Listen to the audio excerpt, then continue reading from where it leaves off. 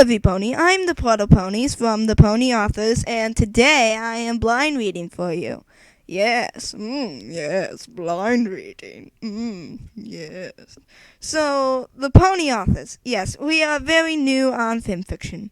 God dang it, I said again. I gotta stop doing that. Well, anyways, we are fairly new on fanfiction. And we have probably been on fanfiction for almost a year now, I think. Yeah, almost a year now. And I've read a lot of fanfiction over the year. A lot of fanfiction. So I just thought, hey, I read a lot. Why don't I make a audio reading? So I'm going to do that. Using my crappy Guitar Hero microphone instead of my headset because my headset broke, and using a crappy program called Audacity to record my voice. I'm going to record a story for you while the background noise like my Skype in the background goes off for you to hear. Yes. Let's get started. Crappy microphone. Crappy program, but hopefully not a crappy story. Funnier Isn't a Word, Imbecile, by Tabby Two Hooves. Chapter 1. Your peripheral mind is nothing compared to mine. I've sat through the same half-baked torture for years now. This day, however, I intend to switch roles with my torturers. By the time I'm done, they will lack all cognitive ability to fight back verbally, and they will know what it's like, or at least embarrass them. Yeah, that'll be good enough. I'm not a monster after all, Sweetie thought, looking into the mirror. Her messy mane was colliding with a bemused glare. She locked eyes with her mirrored image. She brushed through her hair using her levitation ability. She picked up on only a few months ago. After she was done, she hopped downstairs and sat at the table where Rarity had placed some French toast and a note that she said she was going to help her friend Twilight with something. She ate the toast, grabbed her saddlebags, and flew out the door. The day was relatively sunny, with a chill in the air. She took a deep breath and marched to school. She met her friends halfway there, and they brainstormed ideas on cutie mark ideas with and whatnot. They trotted over to the hill, revealing the red schoolhouse over yonder, with its usual bell placed on the spine of the roof towards the north end of the building. The fillies and colts chattered and played around the yard until that fateful bell chimed twice. This caused them all to flood into the building and take their usual seating arrangements. Sweetie placed her saddlebags under her chair and pulled out the appropriative multi-subject tools, a pencil, notepad, and a good piece of literature on the side when reading time approached. God, I'm bad at this right now. Which usually came right before lunch. The school day went by without a hitch. No problems occurred, all except one, which Sweetie Belle anticipated and was ready for. Silver Spoon and Diamond Tiara shoved the Cutie Marks Crusaders aside in a rather rude manner. On the bridge, they seemed to always have their childless disputes on. Move aside, blank flanks, Silver Spoon said, causing a childish smirk to emit from Diamond Tiara. Hi, we may not have our cutie marks, but at least we ain't jerks, Apple Bloom told them. Oh, I bet, Diamond Tiara said sarcastically. Speaking of which, we're having a party. Too bad you're not invited, Silver Spoon mocked. Something finally broke in Sweetie Belle. Silence! She shouted, her voice cracking a bit. Diamond and Silver Spoon flinched at the random outburst. Sweetie Belle was livid. She trotted up to them, her light green eyes piercing what she felt like their very soul. Listen here, you imbeciles. A party isn't a party unless you invite people, which I do declare you don't, she said with a sneer. Diamond Tiara scoffed. It's more funner that way, she cried ignorantly. Funner isn't a word, you idiot! Your father spends all of that money making Daddy's little village so happy, but he can't invest in making sure you have a brain cell? She shouted. Oh yeah? Well, you're stupid, Silverboon said. Says the girl only wearing glasses to look more intelligent, you dumb A-.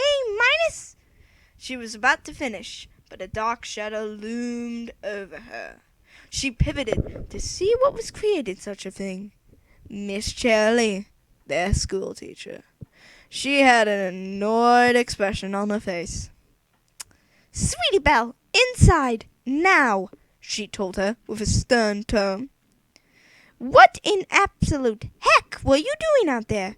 Shirley's voice both raised and irate-sounding. I was giving them a piece of my mind. After all, they need some, she told her without regret. Sweetie Belle, I know they tend to be a bit bothersome, but you can't let them get to them. But you can't let that get to you like it did today. Now go home and get some rest for tomorrow. We're dividing factions. Shirley's expression changed from angry to placid. Yay!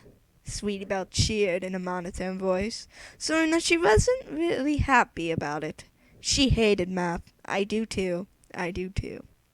Now, don't get her wrong. She could do it, though she showed great disdain towards it. She had a dream later that night that she could continue that sentence without Miss Shirley interrupting. When she awoke, her sister warily loomed over her with a glare of disgust. What? Sweetie Belle asked, not sure whether to feel guilty about something or not. I haven't a clue what you're dreaming, but keep that vulgar language out of this household, young lady, Reddy scolded. With that, she exited the room in a huff. Sweetie Belle got it now.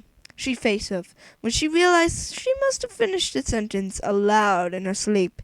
She did her usual morning ritual. Afterwards, she completed the day with ease, then got halfway across the bridge before being halted by none other than Silver Spoon and Diamond Tiara. Hey, you! Silver Spoon pointed to Sweetie Belle. Ugh, what? Sweetie Belle said. Sweetie Belle didn't make eye contact with them. You want to hang out with us? You're mean, and we like that, Diamond Tiara said. Apple Bloom and Scootaloo shot a weird look at the dynamic duo, then to Sweetie Belle. Were they seriously trying to make their friend after she bashed... Were they seriously trying to make her their friend after she bashed them brutally the day before? Sweetie Belle took a deep breath, thus leaving the two groups silent for just a moment. Diamond Tiara, Silver Spoon, as she began, they leaped in. I have a brain that could cure cancer. Why would I waste my cognitive ability combining it with your pure minds? She finished, making eye contact at the last moment with both of them. What? Silver Spoon asked. Here, let me give you the simplified version. You're stupid. I'm not. I'm afraid we don't mix, she scoffed, walking away with her head held high. Diamond Tiara and Silver Spoon were yelling childish insults at her as she walked with her friends to their headquarters on Sweet Apple Acres. Sweetie Belle simply smiled at the incoherent babbling of the two stuck-up fillies as they crossed the bridge and walked the dusty trail into town. A dark figure loomed over Sweetie Belle. Sweet Celestia. Wow, that was good. I always liked Tabby Two Hooves. No. Yeah, I always liked Tabby Two Hooves. I followed him even before he was Tabby, called Tabby Two Hooves. When he was Pony with a Hat, I followed him. He was actually my first follower on fanfiction, and I'm eternally grateful for that. Very grateful for that. He actually gave me an idea that he was there. I actually had someone who wanted to read something of mine, and I never thought like, hey, I'm gonna have so many people who are gonna want to read this stuff. Oh yeah, I'm gonna like, no, not at all. God, no. So, yeah. Um, I actually, I'm so glad I read something of his. He actually suggested I read this. It was totally blind. Not that I was planning, like, not that I've read it before. I might have read it once, but, like, I don't remember reading it. I don't remember what it was about. I remember I found it extremely funny. I remember that. But now, like, I just blind read it. Like, technically. And it was pretty good. I suggest you go and read his stories. He's actually coming out with a new story soon, very soon. And yeah, so see you guys later and rock on.